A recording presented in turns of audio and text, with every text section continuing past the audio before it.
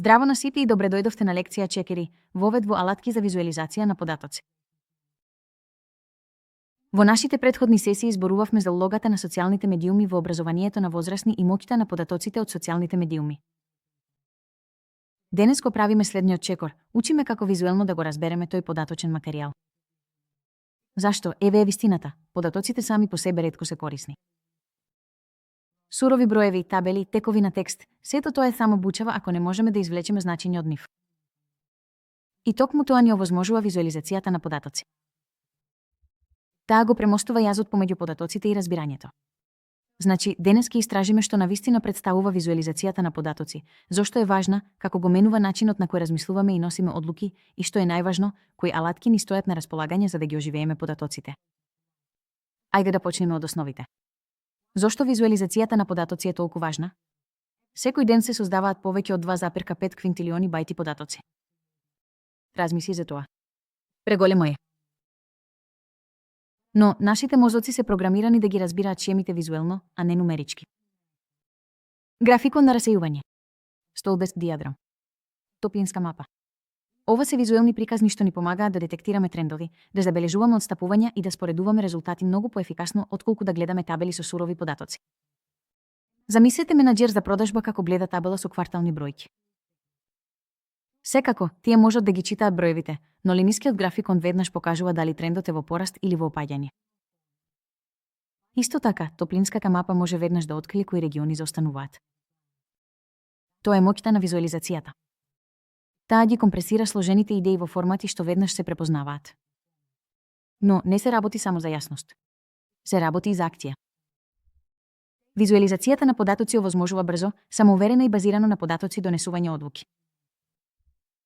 Без разлика дали сте наставник што ги прилагодува наставните планови според податоци за ангажираноста на учениците или невладина организација што презентира предлог до донатори користејќи контролни табли за влијание, јасните визуализации помагаат ефективно да се пренесат увидите до другите. Сега, ајде да зборуваме за самите алатки. Што треба да очекуваме од добра платформа за визуализација на податоци? Најпрво и најважно, кориснички интерфејс што е лесен за користење. Не се сите научници за податоци, а најдобрите алатки се направени и за почетници и за професионалци. Алатки како Tableau, Power BI и Google Data Studio користат интуитивен дизајн со влечење и пуштање, што им овозможува на сите лесно да почнат да креираат визуализации без да мора да програмираат. Онатаму, тука се и различните типови графици. Секој сет на податоци е различен. Понекогаш работи круг диаграм, друг пат расеан графикон или дури и дрвна мапа може да открие повеќе. Добрите алатки нудат флексибилност во начинот на кој визуелно ги прикажуваме податоците. Интеграцијата на податоци е уште една клучна карактеристика. Ретко работиме со податоци само од еден извор. Солидна алатка треба да се поврзува со бази на податоци, Excel, облачни сервиси како Google Sheets или платформи како Salesforce или API од социјални мрежи. Интеграцијата на податоци во реално време е особено моќна за следење на живи метрики. Следење на запишување на тековен онлайн курс. Потоа доаѓаат прилагодувањето и интерактивноста. Добрата визуализација не е статична. Интерактивните контролни табли им овозможуваат на гледачите да ги истражуваат податоците преку филтрирање, кликнување, зумирање, претворајќи ги од пасивни наблюдувачи во активни учесници. И на крај, ни се потребни карактеристики за соработка и споделување. Без разлика дали сте дел од маркетинг тим или работите во образование за возрастни, споделувањето на вашите сознанија со другите, било преку облачни контролни табли, вградени извештаи или преземање на PDF документи, е од суштинско значење. Па кои алатки се водечки? Да ги разгледаме 5 најкористени платформи. 1. Табло е познат по својата елеганција или моќ. Поддржува широк спектар на извори на податоци и им овозможува на корисниците да креираат убави, интерактивни контролни табли.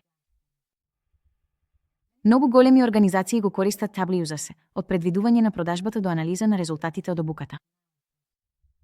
Например, една образовна непрофитна организација може да ги следи резултатите од учениците низ различни региони и да ги презентира на контролна табла со мапи во реално време. 3. Microsoft Power BI. Ако веќе користите Microsoft производи како Excel или Azure, Power BI е природен избор. Нуди силни можности за моделирање на податоци и дури ви овозможува да ги пребарувате вашите податоци со природен јазик. Само напишете прашање како кој беше нашиот најуспешен курс во последниот квартал и ќе ви генерира визуализација. 3. Google Beta Studio. Совршен за дигитални маркетери и едукатори кои користат Google платформи. Бесплатен е, лесен за користење и одлично се интегрира со Google Analytics и Sheets. Можете да креирате извештаи за споделување кои се ажурираат автоматски. Училиштето може да го користи за следење на ангажманот на учениците на онлайн курсеви. За 30, ова е за програмери. 3. JavaScript библиотека што возможува целосно прилагодување и контрола врз тоа како податоците се визуализираат во веб апликации. Можете да изградите што било, од основни графикони до сложени анимирани визуелни приказни, но ќе ви бидат потребни вештини за кодирање. Пронајдете QlikView. QlikView е познат по својот асоцијативен модел, кој му возможува на корисниците да истражуваат податоци низ повеќе димензии без потреба однапред да дефинираат врски. Моќен е за големи предпријатија, особено во финансиите или здравствената заштита. Ајде малку да одзумираме и да видиме каде се движи полето. Остојат неколку возбудливи трендови што го преобликуваат начинот на кој ги визуализираме податоците. 1. Раскажување приказни со податоци. Забележуваме промена од статички графикони кон наративи. Денешните контролни табли раскажуваат приказно за перформансите на една компанија, за јавна здравствена криза или за резултатите на учениците. Податоците стануваат дел од едно патување, вклучувајќи ја публиката и емоционално и интелектуално. 2. Вештачка интелигенција. Да автоматизира генерирање на увид. Алатките сега можат да предложат кој тип на графикон е најдобар. За вашиот сет на податоци или дури да ви ги истакнат аномалиите. Ви исто така помага да се персонализираат контролните табли, на пример, препорачувајќи различни визуализации на различни тимови според нивните улоги. 3. Зголемена и виртуелна реалност, AR. Ова уште е во развој, но е навистина фасцинантно.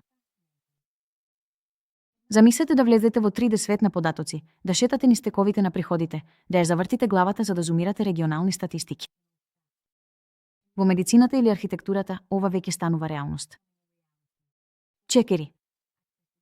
Достапност и инклузивност.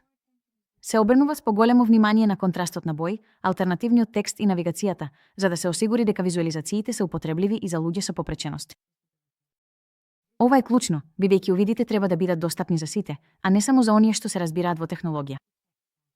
Се разбира, со моќта на податоците доаѓа и одговорноста за податоците. Безбедноста и управувањето со податоци се нешта за кои не се преговара. Алатките за визуализација на податоци ракуваат со чувствителни информации, студентски податоци, медицински досија, финансиски трансакции. Треба да обезбедиме овие податоци да бидат заштитени преку енкрипција, контрола на пристап и безбедно споделување. Рамките за управување, како што е ГДПР во Европа, бараат да бидеме внимателни кој има пристап до податоците, колку долго ги чуваме и дали поединците дале согласност во нивната употреба. Добрите алатки ги поддржуваат овие рамки преку евиденција на активности, поставки за дозволи и функции за анонимизација. Ова е особено важно во образованието и здравството, каде што довербата и усогласеноста се клучни. Па, како да го изберете вистинскиот алат? Ако сте самостоен едукатор или мала непрофитна организација со ограничен буџет, започнете со Google Data Studio. Бесплатен и изненадувачки моќен. Ако вашата организација веќе работи во Microsoft екосистемот, Power BI нуди одлична интеграција и перформанс. За оние што бараат висока прилагодливост и естетика, Tableau е вистинскиот избор, иако доаѓа со повисока цена. За креирање интерактивни визуализации за веб, D3.js нуди неспоредлива флексибилност. А за корпоративни потреби што бараат длабока анализа и брзина, QlikView е солиден избор. Клучот е да се балансира употребливоста, буџетот, потребите за интеграција и нивото на увид што се стремите да го постигнете. Пред да завршиме, да разгледаме неколку најдобри практики. 1. Држете го едноставно. Не го преоптоварувајте вашиот графикон со премногу податоци. Бидете сигурни дека одговара на јасно прашање. 2. Изберете ја вистинската табела. Кружни диаграми за пропорции, линиски диаграми за трендови, столбести диаграми за споредби, топлински мапи за интензитет. 3. Користете боја со цел. Бојата треба да го насочува вниманието, а не да збунува. Држете се до достапни палети. 4. Епикепирајка јасно. Сакири, легенди, титули. Бидете сигурни дека вашиот гледач знае што гледа. 5. Раскажи приказна. Без разлика дали станува збор за контролна табла или еден графикон, водете ја вашата публика низ увидите. Што е заклучокот? Како заклучок, визуализацијата на податоци е повеќе од техничка вештина. Тоа е јазик, начин на преведување на сложеноста во јасност. Тоа ни дава моќ да гледаме подалеку од бучавата и да делуваме со увид, без разлика дали сте во образованието, бизнисот или владата. Ако умеете добро да ги визуализирате податоците, можете подобро да водите. Алатките се тука. Предизвикот се е да изберете мудро, да дизајнирате етички и да раскажувате приказни што значат нешто. И со тоа завршивме нашиот втор модул. Разбирање на податоците од социјалните медиуми. Затоа останете со нас. И како и секогаш, размислувајте критички, истражувајте храбро и дозволете податоците да ја раскажат својата приказна. Ви благодарам што гледавте.